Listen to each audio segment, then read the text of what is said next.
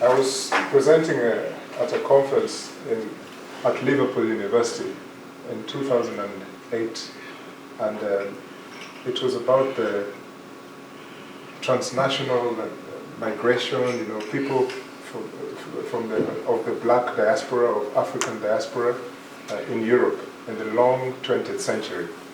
And what I did was I just abridged that paper that I presented to use it here today, because a lot of the stuff that I spoke about was really about Dr. Armattoe's work as a pioneer of black extraction, or African, at that time in Northern Ireland. So he was really a pioneer person, in those terms. I mean, back then, you would have heard of people who didn't really stay that long, but they passed Ireland, and they were African or black people.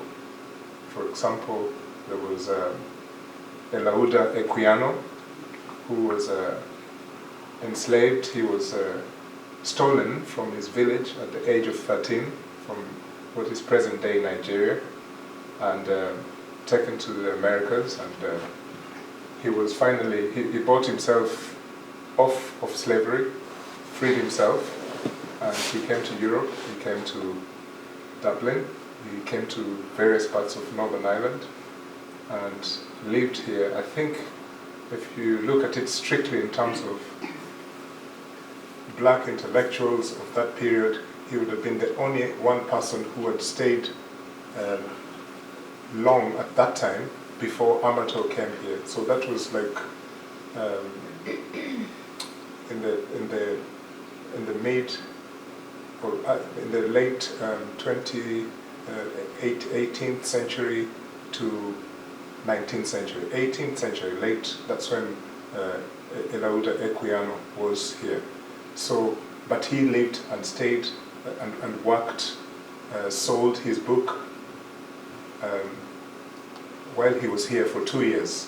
So in terms of a person in comparison to Armattoe and history... Frederick Douglass spent about 2 years as well, didn't he? Okay, we'll come to that, because I know a bit about... There would have been some students at Queen's, so they would have spent a few years. That would have been nearer Armattoe's time. Yes, but really I'm talking about a person who came straight from Africa.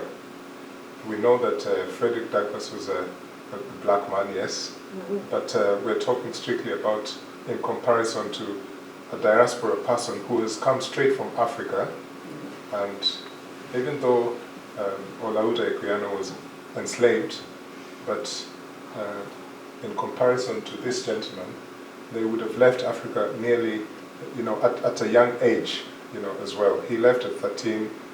Some books or some extracted information gives his time of leaving Ghana at around 17, some say 14, so there is no strict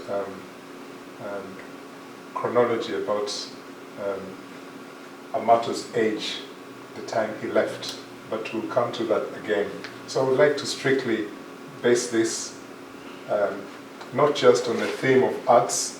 I know that this is the Eastside Arts Festival, and the only way I could have talked about the arts was because of the book, The Golden Age of West African Civilization, because it was premised on the artwork, the pictures, the 24 plates that were in the book. And if I want to sneak into that Eastside Festival, then I can say I've spoken today about arts, Stephen.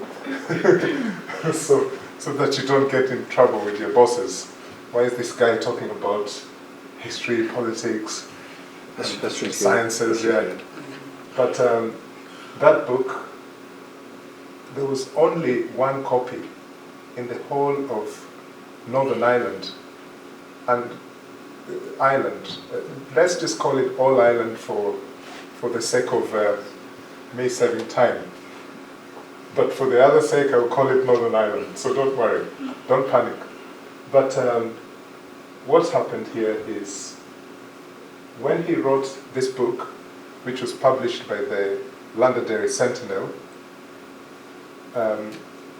the book was not printed in huge amounts, so that's one thing, but it was still available. There were many copies. The Londonderry Sentinel doesn't even have one copy today.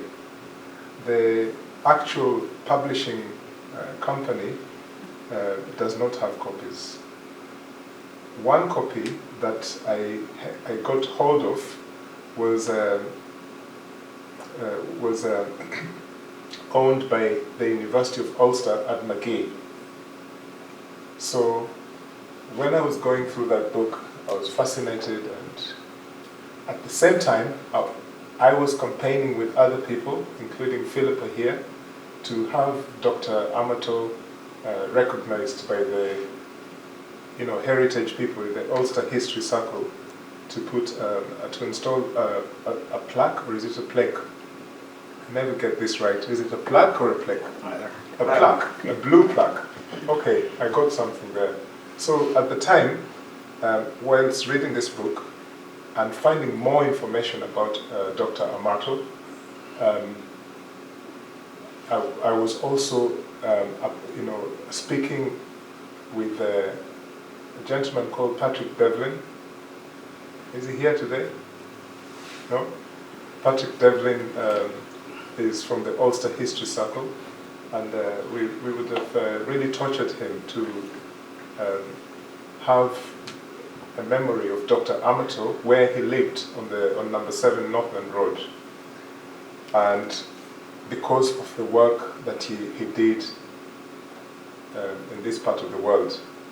And at that time, the question was, where can we get a copy for this book? They were asking me. And I said, no, there's only one copy, and anywhere else you can't find a copy of this book. So this is the one that's held by the University of Ulster. So I took it back after finishing with it, and then went to 7 Northland Road as it is now, which is the headquarters of a company called the Gavin Doherty Group in Derry. So for those of you who are from Derry, Gavin Doherty has another moniker. They call him God because it's G-O-D.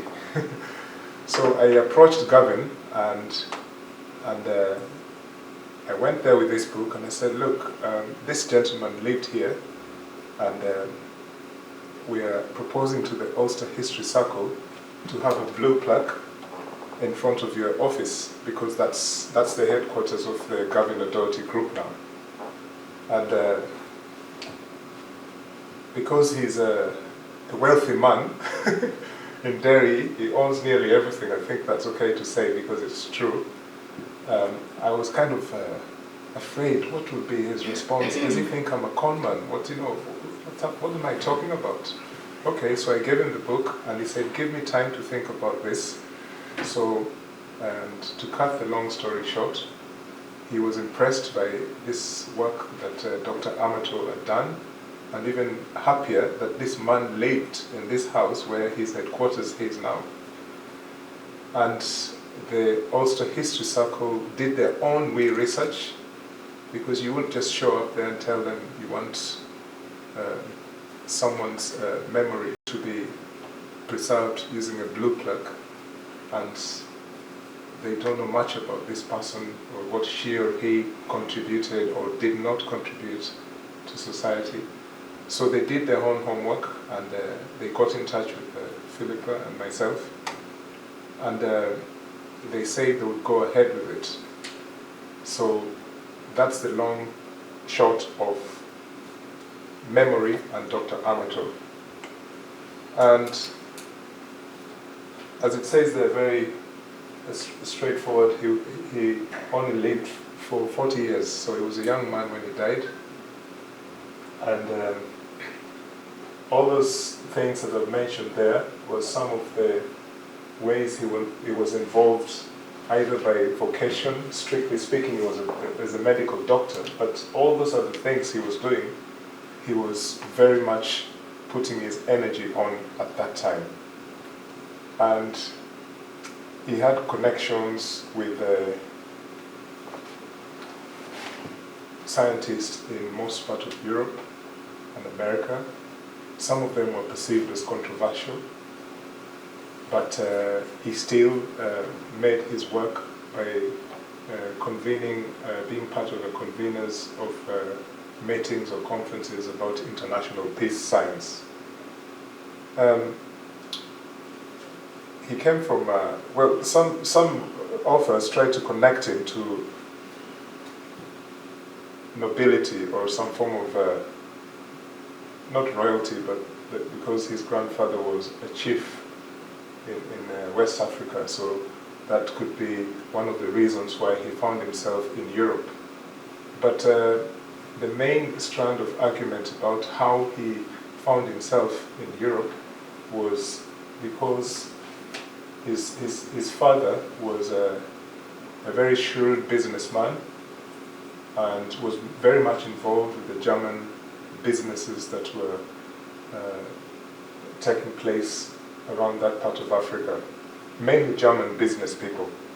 And so his father made friends with these people, and friendships with these people, and consequently he got a scholarship to come to Europe and study at a young age. That is the book that I was talking about, The Golden Age of West African Civilization. And you can see it's a very grainy picture there, but that's his daughter, Irusha, who you can see the baby, kind of a toddler there on the picture. It's actually it's a hardcover book, good quality when you flip through the pages. I really miss this book. I think that's a picture of the paperback edition. It was published both in paper and hardcover. See, it seems to be papers along there. Yes, but the one but the one in McGee is a nice hardcover. Was a nice hardcover book. And unfortunately, that book is not even at the library in McGee. They can't find it. So I think it is said that Trinity University in Dublin is the only one that has this book, a copy in Ireland, and about 4 or 5 other places, universities in the UK. So in total, maybe 6 of the copies of this book in UK and Ireland. I keep talking about the book because this is the main reason why I came to speak about Armattoe, about the arts that he was trying to critique or appraise in comparison to European art. And a lot has been said about the weakness of, at that time, in the 1950s, 1940s, at that time, by critics who say that he was mainly avoiding the specifics of the arts that were, published in this book, and straying or diverted and talking about other things, because at that time he was also involved a lot with the issues of anti-colonialism. So he would have intellectually spoken in this book about African art, but also attacking the order of the day, how Africa was portrayed by Eurocentric commentators or artworks and so on, that it was simplistic, it was just ordinary art. So in the book, many of his critics allege that he didn't really put thorough effort on the plates, the sculptures and stuff that were in that book. But and it's so sad that no progress was made about this book, because this could have been seen as a pioneer work by an African at that time, and then there should have been a follow-up. But nothing serious has come after that. His poems have been taken seriously by both sides, those who criticize his works and those who don't, because he was also a poet. I'm going in a very funny order. There's too many things happening in Armattoe's life So you can place any event anywhere, in any slides you want. There's no particular order. There was a story about the Russians developing a nuclear bomb which would outdo the European or American, bombs of that type, atomic bombs. So this atomic bomb was meant to be the size of a tennis ball, and it could obliterate huge sizes of places around the world. And I don't know the science of atomic bombs, but what Armattoe gave as information about this bomb, there's two things. First, in whose interest was he talking about this, and why and how did he get this information? So the story, according to some of the material that I've seen in newspaper archives of that time, was that at his research center, which is the number 7 Northern Road in Derry, there were two individuals who had connections to the Russians. It doesn't say anything further than that. But when he's asked at the interview, how did you know that Russia had developed such a massive bomb? And all he says is that I have the information and it's thorough information, and it's two individuals in our research center who have given me access to this information. Remember, this is during the early period of the Cold War.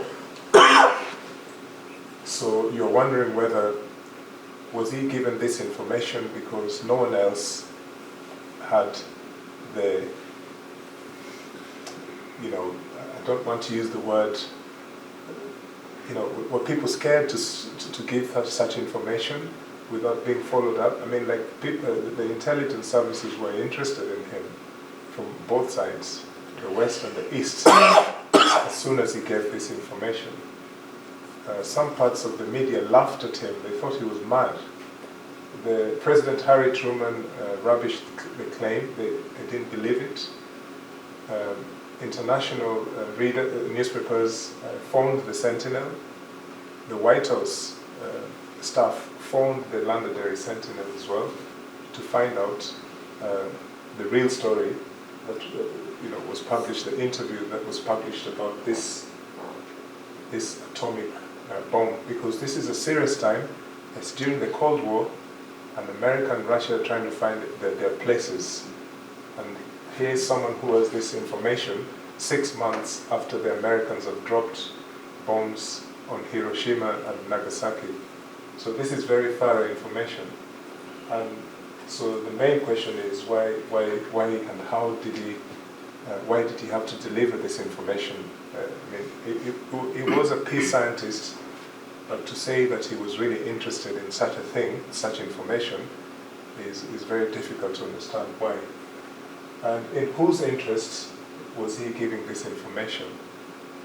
This is why a research on Armattoe is something that needs to be considered in the future, because there will be so many theories about in whose interest was he giving this information. The Americans did not believe him, but of course this was the truth. It came out eventually, just as he had described it, that the Russians had developed a bomb which was much bigger than the American or the British nuclear strategic, bombs. So the global response was either people were laughing at him, some newspapers just rubbished his claims, and some took him very seriously, and then the story again disappeared. And it brought a lot of attention to the Londonderry Sentinel.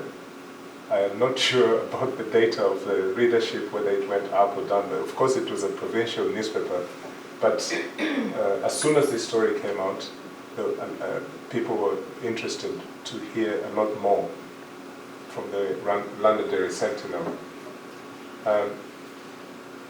I've spoken about the peace science that he was involved in. He attended many conferences in Europe and one in America. The one that he attended in America was in 1949. And it was a very controversial meeting because many politicians in the US did not like the idea of a cultural and scientific conference that invites people from Eastern Europe, Russians and all that, to come and speak at it without trying to connect the issues of communism in it. So ideologically, before even the conference started, there were attempts to thwart it. And Armattoe was one of the keynote speakers at the conference. You can see in the bullet points there that some of those participants were presumed to be controversial if you look at those names and read more about them. There was an attempt to deny people visas to come into America. Some were actually denied. And it is rumored that Armattoe, for example, was nearly stopped from attending this conference. But the conference, as you see, it says the Cultural and Scientific Conference for World Peace. And in some of the writings, congressmen in America were alleging that this was a cover. There was no such thing as the Scientific Conference for World Peace at the time. The whole picture of this conference by American conservatives within the American polity was that it was funded by communist Russia and it was not good for America. But wherever Armattoe went, he seemed to attract a lot of controversy because he did not really fear to present what he believed was factual in his own thesis. If he thought that what he was doing was correct, that's what he did. So he was always involved in some of these activities without thinking about the consequences. Any controversy he didn't shy away from.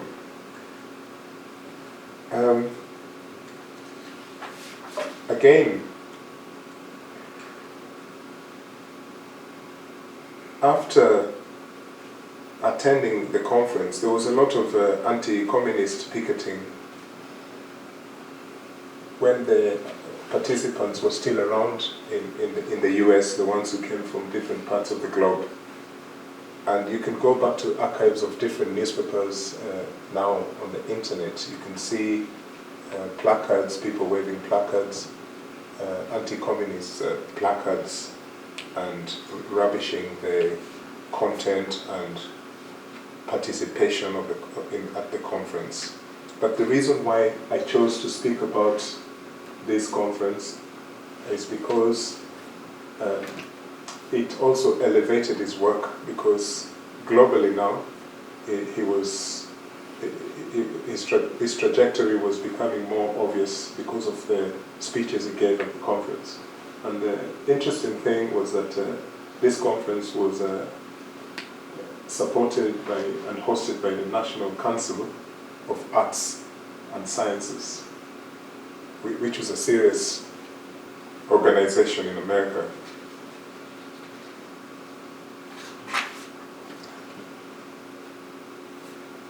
Going back to another slide, which is quite different from that slide. So this is Dr. Armattoe and his wife, who came from Switzerland, Marina Schwasch. Full name was Leonie Schwasch Marina Armattoe, but people just referred her as Marina. And her dad was a famous economist and publicist back in Switzerland. He would have come to give talks as far as Dublin, Derry. He visited them quite a few times. And they had children. Irussia died in, their daughter, one of their daughters died in 2011, age 97. And there's one of their daughters is based in London.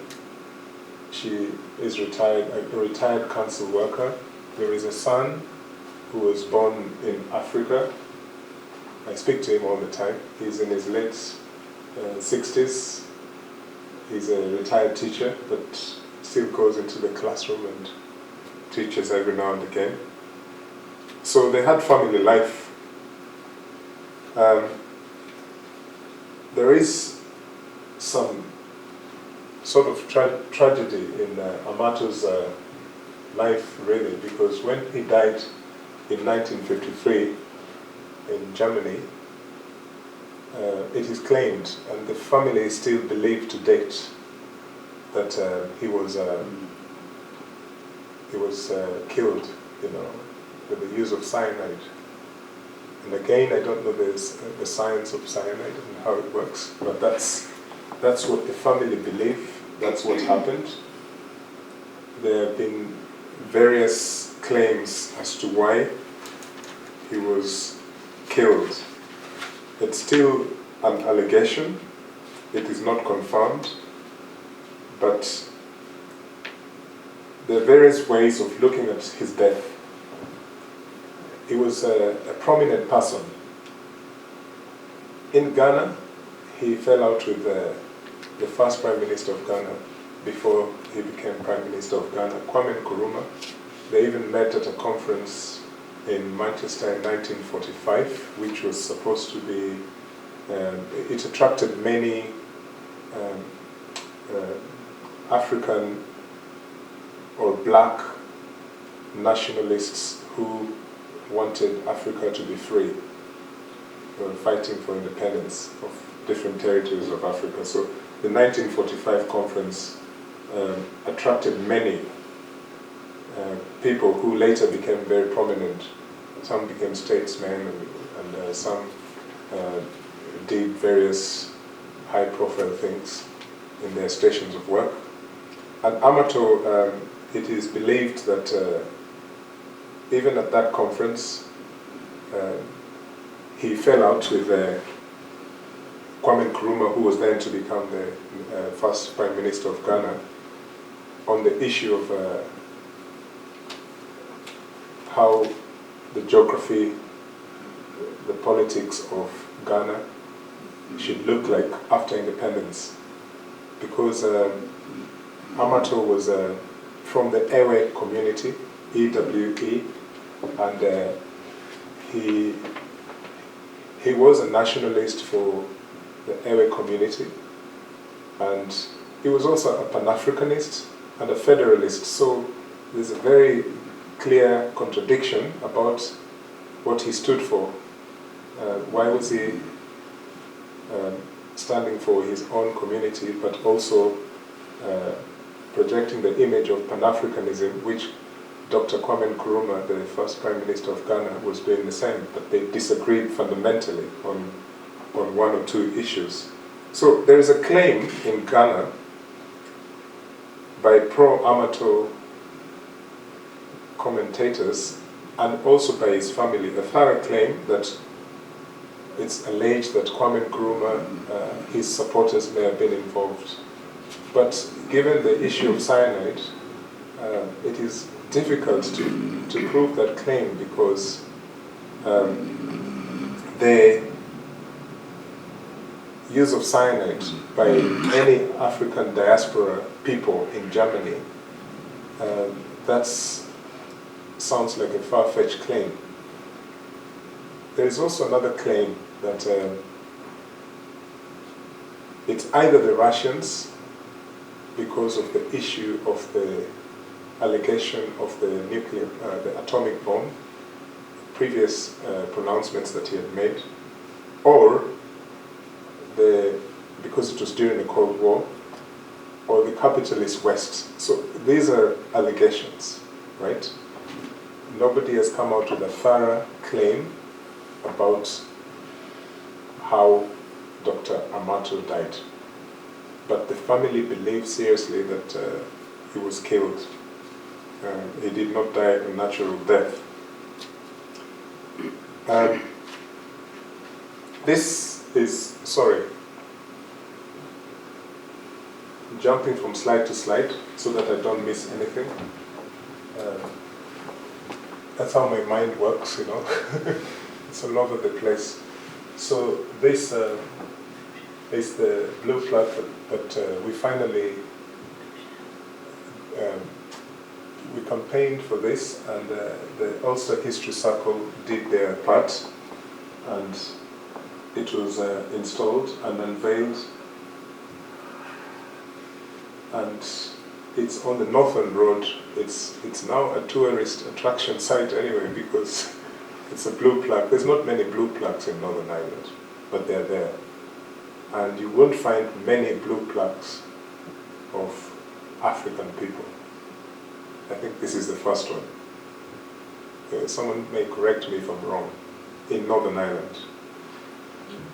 I now think that I should have suggested from Togoland instead of from West Africa. Yes. The reason I chose West Africa is that the countries where he was born was just on the border of what is now Togo and Ghana, and he worked in Gold Coast, which is Ghana. Yes. You know, his allegiance was to Togoland, which was divided up between. It had been a German colony. It was divided up between French and British mandates, and the British part of it became part of Ghana, which Armattoe opposed. So, you know, we couldn't say he was from Ghana, we couldn't say he was from Togo. Yes. At Togoland, people don't know anything about it because it's gone, you know, as an entity. He would have actually called it Everland, I think. Yes. I mean... So that was, I thought, well, I really want people to know he was an African. So that was... Yes, this Togoland and Ghana question was, for me, it's a construct of colonial, you know, it's a colonial project. So if we wanted to, we can't shred his beliefs because that's what he believed in. He was an Ewe. Presumably he wanted to be part of Togoland. But what I said earlier was he was also a Pan-Africanist. And the basis of that is that those borders don't really matter. So I spoke about Ghana because... He'd probably be happy enough with that description of West Africa. Yes, West African, because if you go for Ghana or the Togoland, but I say Ghana because a lot of Ghanaian people believe that's, you know, most books, material out there describe him as that man from Ghana. But he, of course, he perceived himself in a different way. And he came here very young, okay? Like most diaspora people, we have this, you know, we want to fight for this and this is where we come from. He was probably speaking like this young revolutionary. He wants to preserve his heritage, you know, his so-called tribe. But if you look at a lot of data speaking about Dr. Armattoe, they speak about the man from Ghana. His children, for example, Stanley, they go to Ghana. That's where they go to. You know, they don't go to Togo. Because that's the post-colonial borders and stuff like that. So I totally will not dismiss you because that's what he believed in, true. So I know that, as you said, it's very safe to call him the West African scientist, you know, for the sake of political correctness. and other things. And okay, so the next thing, so like I said, that's on the Northern Road, opposite the fire station in Derry, near the university. You'll find that that blue plaque. This is his son, Stanley, who I told you earlier is a retired teacher, and Patrick Devlin there was making a presentation as well on behalf of the Ulster History Circle. You can see there, number 7, Northland Road. It's quite clear. They had to do their homework because they didn't believe what I was saying until... You have a typo there, it's Lomeshi. Yes. Lomeshi Research Centre. Oh yeah, we'll blame the keyboard. That was his mother's name. Yeah. Yeah, he named his research centre after his mother. And I've done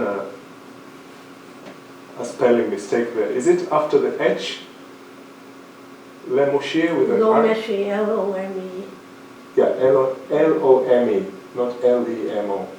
Okay, right. So, and again, that was just a slide after they unveiled the plaque. And I want to say that part of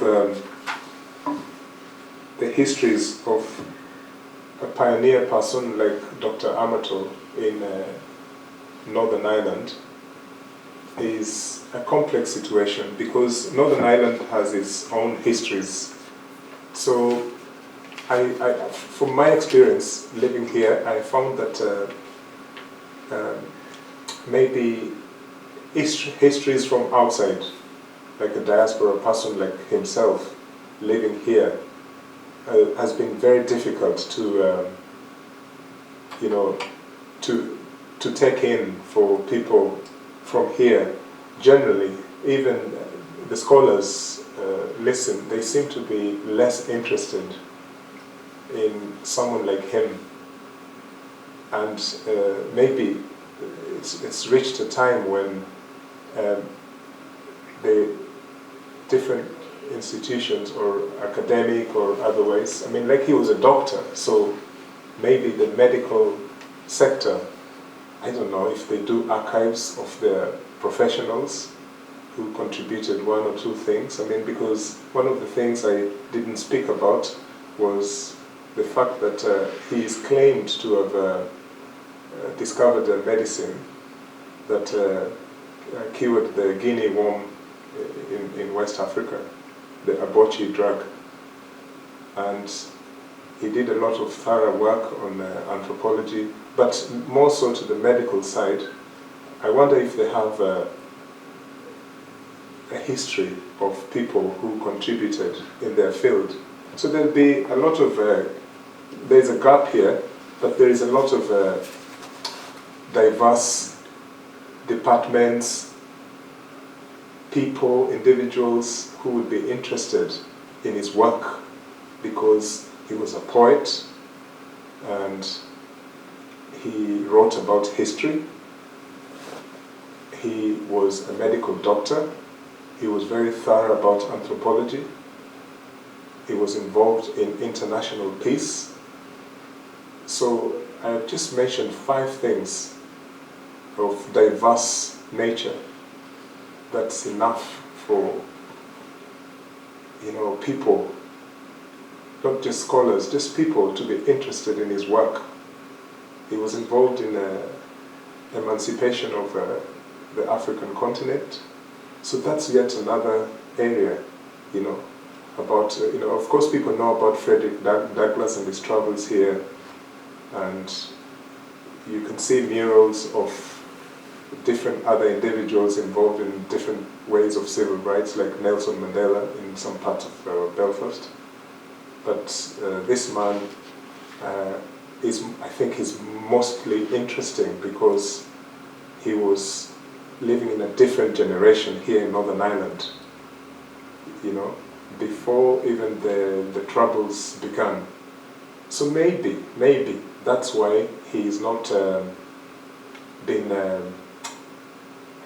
memorized, So there's no interest in him as a person from a different part of the world who has contributed to things here.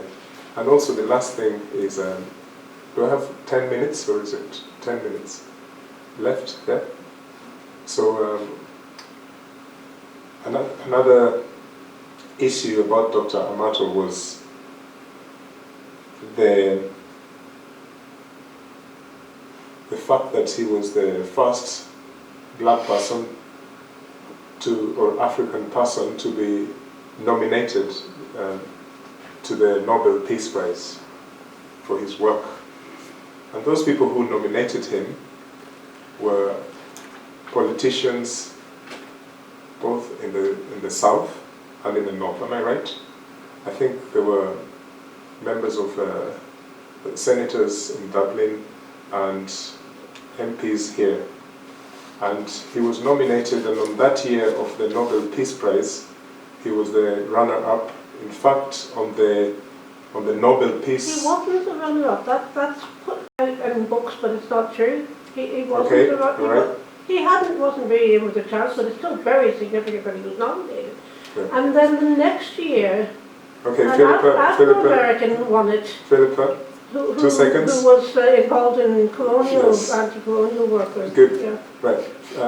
If you go to the Nobel Peace website, which is an authoritative website, you can find that information, and it's pretty obvious that Dr. Armattoe was the second placed person in the he was Nobel. Nominated. And it says there very clearly. But even history has its own controversies. So if it's true that he was not the runner-up, then there must be some historical it mistakes won't say that on the official Nobel Peace site. He was not a runner-up. He was nominated, but he wasn't. He didn't get anywhere with it. But I mean, it's amazing that he was.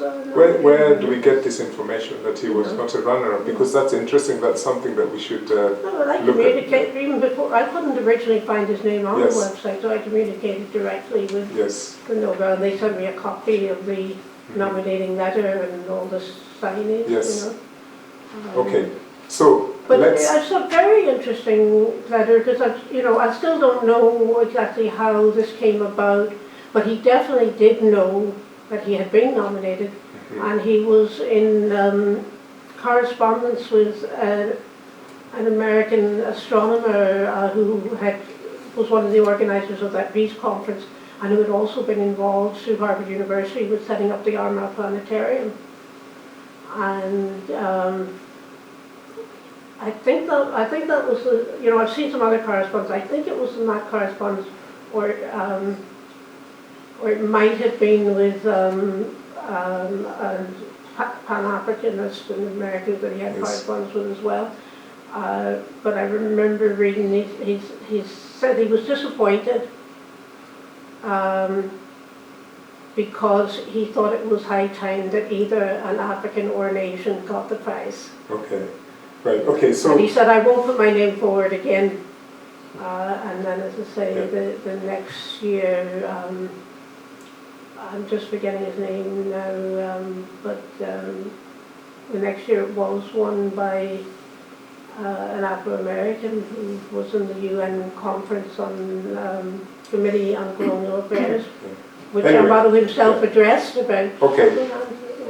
A lot of sources said he was nominated for a prize in medicine and physiology, and no, it was a peace prize. So Dr. Armattoe, as I said, and Philippa has made a good contribution there. I made that presentation, including linking the Nobel Peace Prize, because it's important that at that stage, this young man became the first person from Africa to even feature in that. So that's very important. Which year? Sorry? Which year was he nominated? the Nobel Peace Prize, 1949, 49. just before, after he came from America, after the conference in America. That's when, and it was the politicians from the British, Northern Irish politicians from the South. This man was a remarkable fellow, so people would not just stop, let's give him a nomination. He was an outstanding person, at that time. So, and there is a lot that has been said about him.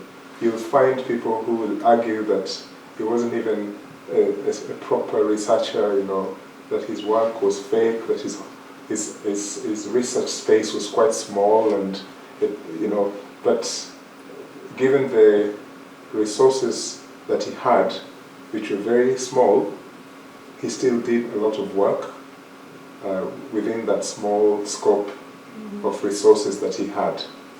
So it was quite amazing that he was in Derry and was writing all these things about colonialism in the Belgian Congo.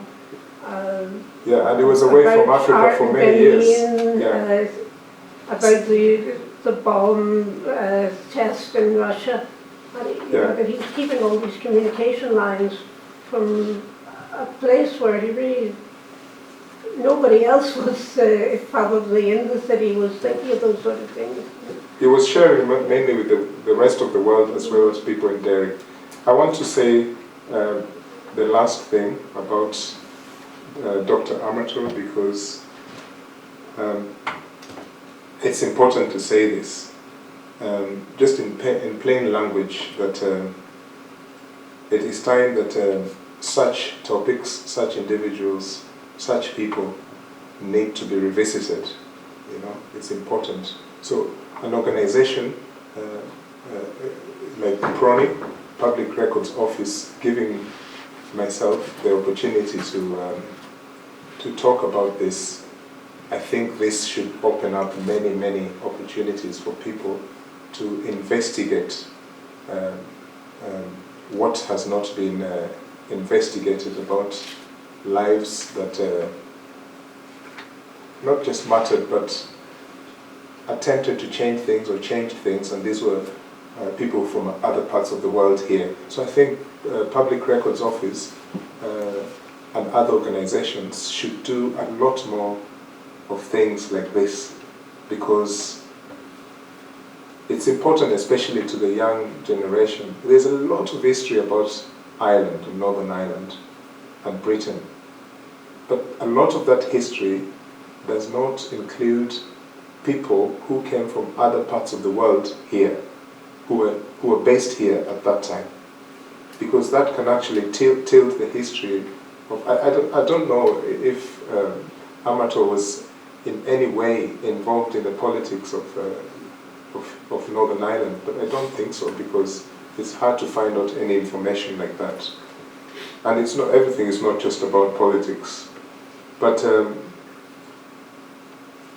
so that's the biggest challenge now, that organizations need to open up and stop being insular.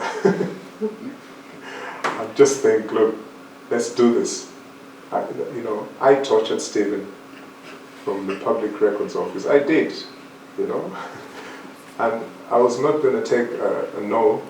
So, and I'm sure, he wasn't, because probably someone hasn't come here to speak about Dr. Armattoe or a similar individual of the 1930s, 40s. Have you had any presentation like that before here? So obviously you're going to ask yourself, is this guy serious? And things like that. So I think you need a lot of people to annoy you that they're going to give presentations, and of course Philippa will make it even more colorful. Oh yeah, she will. Both of your side. She will take over. Okay, and also it's important for even finding out more about the families of such people, if they're still alive. Because if they're still alive, they'll be ready to share first-hand information. I know that next week in Ghana, I think it's this weekend, they're celebrating Armattoe. How many years would it be? It would have been 100 years old in 2013, so plus whatever. So, but anyway, he was born in August of 1913. So there is an Armattoe Appreciation Society. It's not like a big boardroom thing, but there are people of Ghana who meet always to preserve his history. And also because when he went back for a short period in Ghana, he established a place there to do his medical work and research. So there's people who still remember him. And it's unfortunate now that mainly what people remember him a lot for is his poems. They're more interested about the literature side of things because he wrote many poems. But you find that his works in the sciences, you can only find them if you're really thorough. You go for the journals and you find his works. Yeah. So that's me. And if you have any questions that I can answer, I will answer them. If you have any